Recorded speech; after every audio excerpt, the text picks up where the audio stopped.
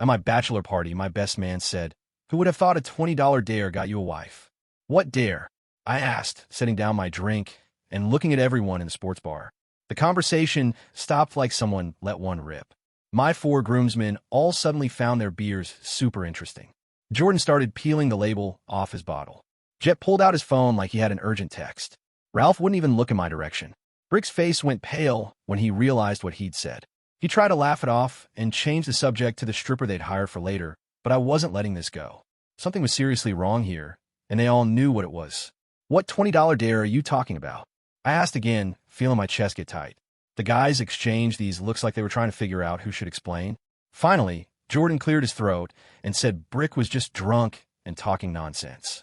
But Brick was only on his second beer, and I'd known him since middle school. He didn't make up random stories. Someone better start talking right now. I stood up, and the fun bachelor party vibe was completely dead. Ralph finally broke. He'd always been the worst at keeping secrets, and the guilt was written all over his face. He told Brick to just tell me, since it was already out there. Jet tried to stop him, but Ralph said, "I deserve to know before I got married tomorrow." Brick took a long drink and then looked me straight in the eye. "Remember when you met Catherine at Tommy's house party 5 years ago?" Of course I remembered.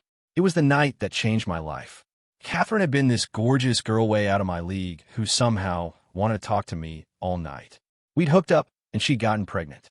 Being raised religious, I had proposed immediately, and we've been together ever since. Our daughter Bianca was 4 now and the light of my life. Catherine was there with us originally.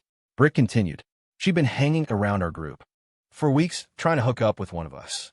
She had this thing for athletes. My stomach was starting to turn. In college, Broderick, Jordan, Jet, and Ralph had all been on the basketball team. I was just a nerdy engineering major who helped them pass calculus. They brought me to parties sometimes, but I was never really part of their crew. She kept striking out with us, so we started joking around. Jet said she'd probably screw anyone at that point. Then Jordan dared her to prove it. Brick couldn't even look at me anymore. Prove what? But I already knew where this was going. We pointed you out.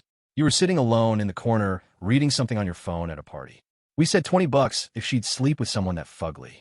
The words came out fast, like he was ripping off a Band-Aid. The room spun a little bit. Catherine hadn't been interested in me at all. She did it for $20. Jet jumped in, trying to do damage control. "It wasn't like that, man. She actually ended up liking you. The pregnancy wasn't part of the plan. You got a hot wife and a kid. Catherine seems happy. We figured no harm done." I punched Brick so hard he fell off his bar stool, and